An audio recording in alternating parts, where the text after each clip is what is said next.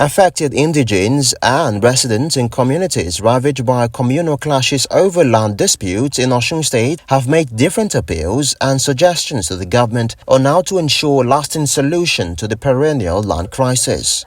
While lamenting their ordeal, some of the affected persons, particularly indigenes from the worst heat and the latest clashes, namely Osun and Ilobu, called on the state government to ensure transparency in the composition and conduct of the constituted resolution panel. During the period of Aregbesola, so there was a gazette on the issue of the three communities, whereby the resolution was that there will be a road constructed to create boundary. Then there will also be beacon, and that the people that will be affected by that decision, that they will compensate them. Nothing was done. So I didn't mean that thing has been done. Maybe it will have curbed the situation. Now we are appealing to the state government. They set up a panel, resolution committee panel.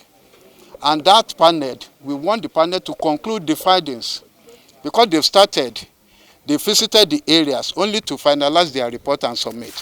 Whatever resolution comes out of that decision, that the state government should implement it so as to put permanent solution to the problem, so that they will know the area that is actually causing trouble. They equally want the government to swiftly implement recommendations arrived at by the committee without any further delay. If there are parties who people suspect to be biased in the conflict, you try to excuse them from the conflict resolution exercise. That is a way to build trust and let people know that, okay, government is really sincere about their intervention. But the moment where people who are partisan in the conflict, maybe because they are from one town or the other from the affected communities. So this will really, this would really bring the composition of the committee and the activities to serious question. Most of the people are friends outside the local government, around the Jutu area.